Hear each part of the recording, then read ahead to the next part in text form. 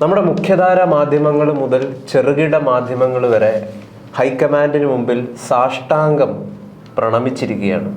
ഇതിന് പിന്നിൽ play out ചെയ്തിരിക്കുന്ന ഒരു ഗംഭീരമായിട്ടുള്ള തന്ത്രം അത് യഥാർത്ഥത്തിൽ കോൺഗ്രസിനെ സഹായിക്കുമോ അതോ വലിയ ദോഷത്തിലേക്ക് കൊണ്ടെത്തിക്കുമോ എന്നുള്ളതാണ് ചർച്ച ചെയ്യേണ്ട വിഷയം. അതായത് സുധാകരൻ പറയുന്നു താൻ എത്രയോ ചെറിയ മനുഷ്യനാണ്, പാർട്ടിയാണ് വലുത്, ഹൈക്കമാൻഡാണ് വലുത്. അപ്പോൾ എന്ത് സംഭവിച്ചു?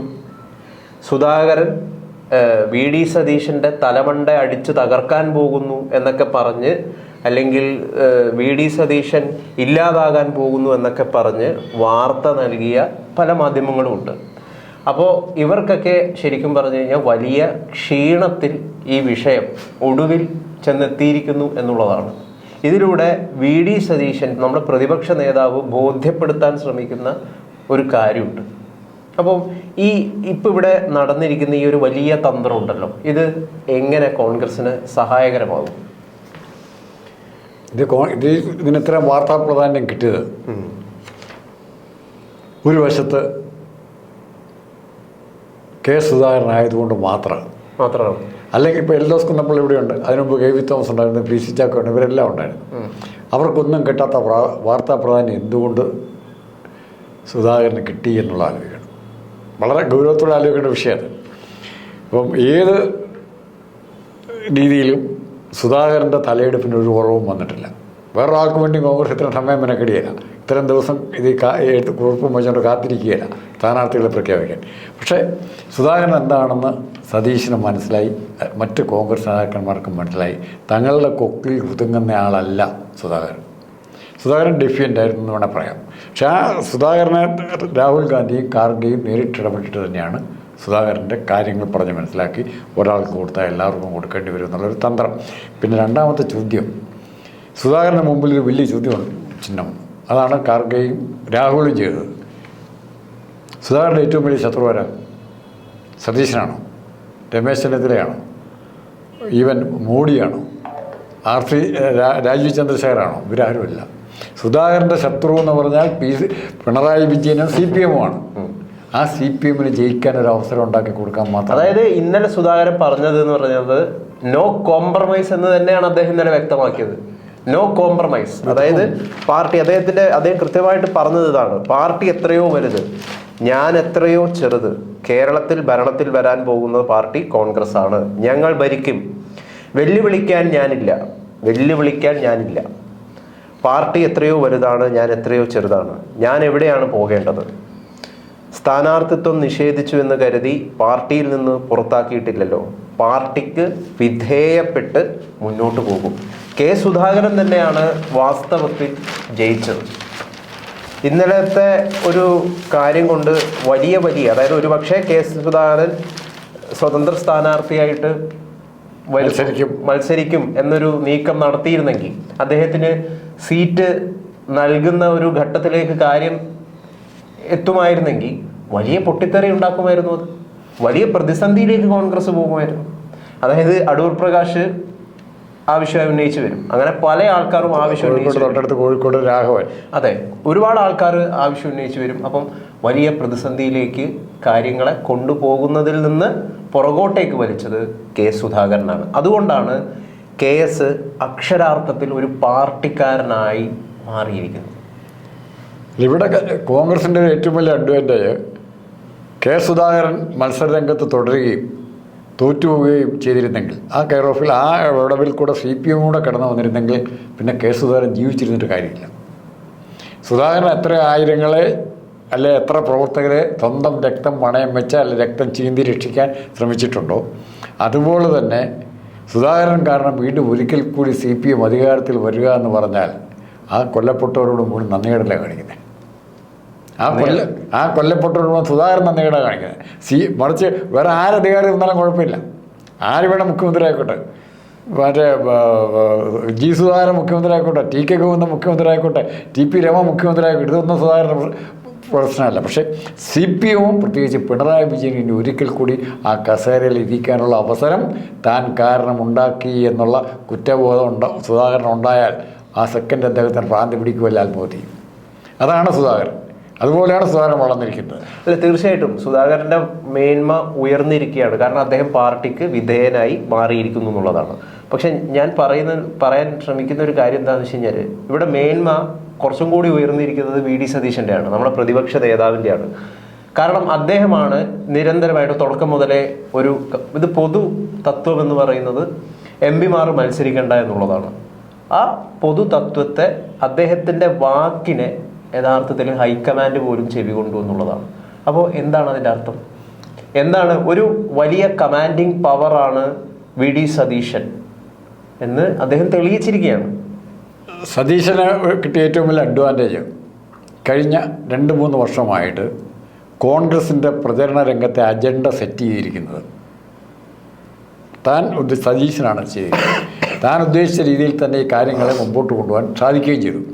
ഏറ്റവും പ്രധാനപ്പെട്ട ക്രൈസിസ് ഉണ്ടായ അൻവറിനെ, നിലമ്പൂർ ഇലക്ഷൻ വന്നപ്പോൾ അൻവറിനെ തിരിച്ചെടുക്കണോ വേണ്ടിയോ, അൻവറിനെ കോൺഗ്രസ് സ്ഥാനാർത്ഥിയാക്കണോ വേണ്ടയോ, അൻവറിന് പിന്തുണ കൊടുക്കണോ വേണ്ടിയോ, ഈ ചോദ്യങ്ങൾക്ക് അദ്ദേഹം പറഞ്ഞ ഉത്തരം വേണ്ട, കോൺഗ്രസ് തന്നെ മത്സരിക്കും, ആര്യടൻ ഷൗക്കത്ത് തന്നെ മത്സരിക്കും. അപ്പോൾ എല്ലാവർക്കും സംശയം ഉണ്ടായിരുന്നു, ആര്യടൻ ഷൗക്കത്തും അൻവറും കൂടെ മത്സരിച്ചാൽ അവിടെ CPM തന്നെ വീണ്ടും ജയിക്കില്ല, ഒന്നും പ്രശ്നമല്ല. അപ്പോൾ അന്ന് ഉപയോഗിച്ച വാക്ക് വീണ്ടും തുടർച്ചയായിട്ട് പറയണം, എന്താ എൻ്റെ ബോധ്യപ്പെടലാണ്, എൻ്റെ നിലപാട്. അപ്പോൾ സതീശന് ഉറപ്പുണ്ടായിരുന്നു അൻവർ ഇല്ലെങ്കിൽ പോലും അവിടെ കോൺഗ്രസ് ജയിക്കണം. അതെന്തിനാണ് അങ്ങനെ ചെയ്ത് അതാലോചിച്ച് നോക്കണം. അവിടെയാണ് താങ്കൾ പറയുന്നത് സതീശൻ്റെ വില. അപ്പോൾ അത് ചെയ്തതിന് ഉദ്ദേശം അൻവർ ഇല്ലെങ്കിൽ പോലും കോൺഗ്രസിന് ഒറ്റയ്ക്ക് ജയിക്കാൻ പറ്റും. അൻവറിനെ കൂടെ ചേർത്ത് നിർത്തി ജയിച്ചിരുന്നെങ്കിൽ അൻവർ പിറ്റേ ദിവസം പറയുകയില്ല ഞാൻ കാരണം ജയിച്ചതെന്ന് പറയും. അപ്പോൾ കോൺഗ്രസിൻ്റെ യഥാർത്ഥ ക്ലെയിം പറയാനുള്ള അവസരം ഇല്ലാതെ പോയാൽ ആ അവസരം ഇല്ലാതാക്കി. അത് കഴിഞ്ഞ് വീണ്ടും നമ്മൾ സതീശൻ്റെ യഥാർത്ഥ മുഖം പിന്നെ കാണുന്നത് രാഹുൽ മാങ്കൂട്ടത്തിൻ്റെ കേസിലാണ്. ആ രാഹുൽ മാങ്കൂട്ടത്തിൻ്റെ കേസിലെ നിലപാടുകൂടി ആയപ്പോഴത്തേക്കും സതീശൻ വളരെ കരുത്തനായി. അങ്ങനെ എത്ര സ്വാധീനിക്കാൻ പറ്റും? ഇന്ന് എൽദോസ് കുന്നപ്പള്ളി മാറ്റി നിർത്തപ്പെടുമ്പോൾ ആദ്യം ആലോചിക്കുക, രാഹുൽ മാങ്കൂട്ടത്തിന് മത്സരിക്കാൻ അവസരം കൊടുക്കാതെ എൽദോസിനെ മത്സരിപ്പിച്ചിരുന്നെങ്കിൽ സതീശൻ്റെ ഇടപാട് തരും.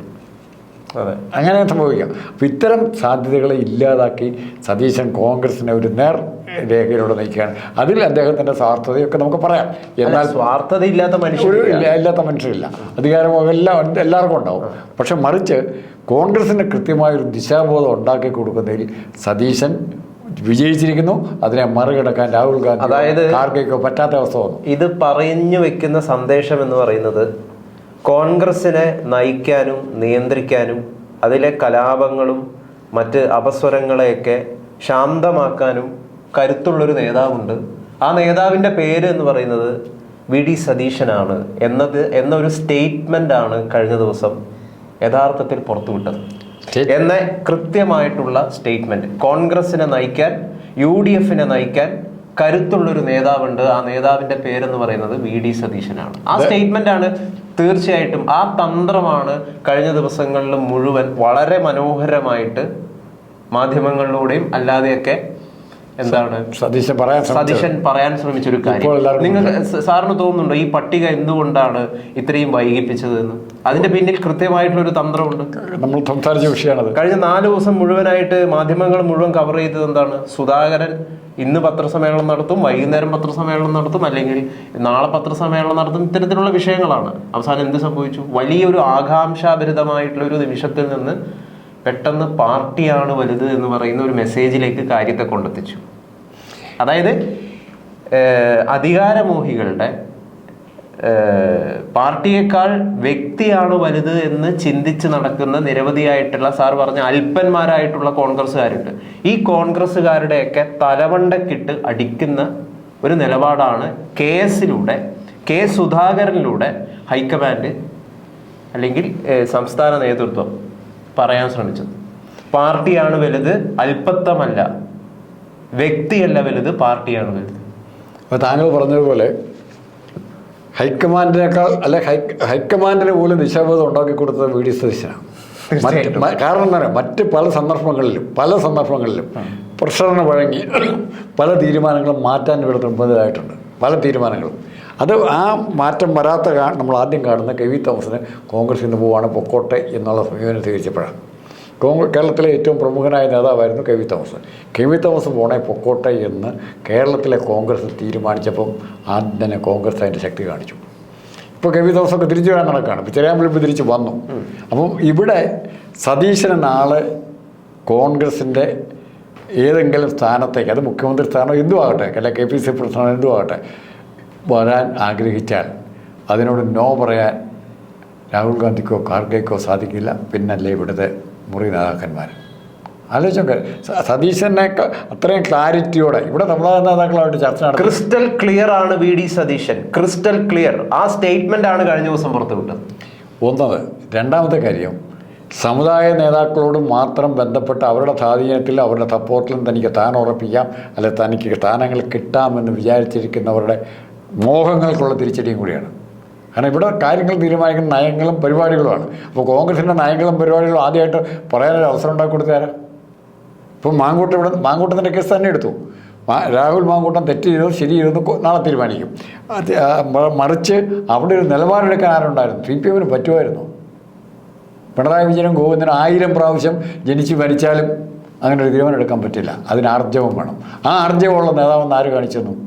VD സതീശൻ കാണിച്ചു. അതാണ് സതീശൻ നേട്ടം. നിരന്തരമായിട്ട് സുധാകരന്റെ പോലും ഈ സ്ഥാനാർത്ഥിത്വത്തിന് ചെക്ക് വെച്ചത് VD സതീശനായിരുന്നു.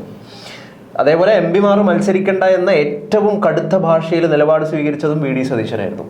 ആ VD സതീശന്റെ വാക്കുകൾക്ക് വിലയുണ്ട് എന്ന് ജനത്തെ കൊണ്ട്, മാധ്യമങ്ങളെ കൊണ്ട്, ഇവിടെയുള്ള മുഖ്യധാര ചെറുകിട മാധ്യമങ്ങളെ കൊണ്ട് ബോധ്യപ്പെടുത്തിയിരിക്കുകയാണ് അദ്ദേഹം. മാധ്യമങ്ങളെ കൊണ്ട് മാധ്യമങ്ങളെ കൊണ്ട് ബോധ്യപ്പെടുത്തി എന്ന് പറയാൻ കാരണം, കഴിഞ്ഞ ദിവസം നമ്മളടക്കമുള്ള അല്ലെങ്കിൽ നിരവധിയായിട്ടുള്ള മുഖ്യധാര മാധ്യമങ്ങളൊക്കെ പറഞ്ഞുകൊണ്ടിരുന്ന വാർത്ത എന്താ? സുധാകരൻ വരുന്നു, VD സതീശൻ ഇതൊരു ഭീഷണിയായി മാറിത്തീരുന്നു. കാരണം സ്വാഭാവികമായിട്ട് മത്സരിച്ച് കഴിഞ്ഞ് ഇദ്ദേഹം മുഖ്യമന്ത്രി സ്ഥാനം ചോദിക്കും. അപ്പം VDയെ തട്ടിമാറ്റാനുള്ള ഒരു ശ്രമമാണ് സുധാകരൻ നയിക്കുന്നത്. VD ഇല്ലാതായിക്കൊണ്ടിരിക്കുന്നു, VDക്ക് കത്രിക പൂട്ടുക, അല്ലെങ്കിൽ VDയെ വലിച്ചു പിഴുതെറിഞ്ഞു കളഞ്ഞു എന്നൊക്കെയുള്ള ഒരുപാട് വാർത്തകൾ കംപ്ലീറ്റ്ലി VD സതീശന് എഗെയിൻസ്റ്റ് ഉള്ള വാർത്തകളാണ് മാധ്യമങ്ങളിൽ മുഴുവൻ നടന്നുകൊണ്ടിരുന്നത്. യഥാർത്ഥത്തിൽ വാസ്തവത്തിൽ ഇത് ബോധപൂർവം പ്രചരിപ്പിച്ചതാണെന്നാണ് ഞാൻ മനസ്സിലാക്കുന്നത്. ബോധപൂർവം VD സതീശനെതിരെ ഒരു നെഗറ്റീവ് പബ്ലിസിറ്റി ഉണ്ടാക്കി ഏറ്റവും അവസാനത്തെ നിമിഷം അദ്ദേഹമാണ് VDയാണ് ശരി എന്ന് പറയുന്ന ഒരു കാര്യത്തിലേക്ക് ഈ മാധ്യമങ്ങളെ കൊണ്ട് തന്നെ തിരുത്തിപ്പിച്ചു എന്നുള്ളതാണ് വിജയം. ഇന്നലത്തെ വൈകുന്നേരത്തെ അദ്ദേഹത്തിൻ്റെ പത്രസമ്മേളനത്തിൽ ഏറ്റവും ഇറിറ്റേറ്റിംഗ് ചോദ്യങ്ങൾ ചോദിക്കുന്ന റിപ്പോർട്ടർ ചാനലിലെ 24-ൻ്റെ ഒക്കെ മാധ്യമ പ്രവർത്തകർക്ക് പോലും സതീശനോട് കാര്യമായിട്ടൊന്നും ചോദിക്കാനില്ലായിരുന്നു. അയാളുടെ മുമ്പ് ചൂളുമായിരുന്നു. സതീശൻ വാ തുറക്കുമ്പോൾ ചൂളും. മറ്റേതങ്ങനെയല്ല, കുത്തി കീറുകയായിരുന്നു. ആ അവന്മാരാണ്, ആ മാധ്യമ പ്രവർത്തകരാണ് എങ്ങോട്ട് വന്നത്? പുറകോട്ട് പോകുന്നത്. നാളെ ഇന്ന് സംസാരിക്കുന്ന സതീശൻ ഇതിനൊക്കെ കരുത്തനായിട്ട് തന്നെ സംസാരിക്കും. ആ കരുത്ത് അയാൾ ആർജിച്ചു കഴിഞ്ഞു. തീർച്ചയായും ആ കരുത്ത് അയാൾ ആർജിച്ചു കഴിഞ്ഞു. ഇനി അദ്ദേഹത്തിൻ്റെ ചില താല്പര്യങ്ങളെ അല്ലെങ്കിൽ VD സതീശൻ്റെ ചില ആഗ്രഹങ്ങളെ ഒന്നും കണ്ടില്ല എന്നോ അല്ലെങ്കിൽ അതിനെ നിരാകരിക്കാനോ ആർക്കും സാധിക്കില്ല. കാരണം അദ്ദേഹം ഏറ്റെടുത്ത പല ദൗത്യങ്ങളും വിജയത്തിലേക്ക് അദ്ദേഹം കൊണ്ടെത്തിക്കാൻ പ്രാപ്തനാണ് എന്ന് കഴിഞ്ഞ ദിവസത്തെ വിഷയത്തോടു കൂടി അദ്ദേഹം കൃത്യമായിട്ട് തെളിയിച്ചിരിക്കുകയാണ്. അത് ആരിലൂടെ തെളിയിച്ചു? സുധാകരൻ എന്ന് പറയുന്ന കോൺഗ്രസ് രാഷ്ട്രീയത്തിലെ ഏറ്റവും ആവേശഭരിതമായ നേതാവിനെ കൊണ്ടുപോലും പറയിപ്പിച്ചു, ഞാൻ എത്രയോ ചെറുതാണ്, പാർട്ടിയാണ് വലുത്. ഈ നമുക്കൊരു മന്ത്രിസഭ ഉണ്ടാക്കാൻ പറയും. മന്ത്രിസഭ പോവാം. മന്ത്രിസഭ കാര്യമായിട്ട് പറഞ്ഞ UDF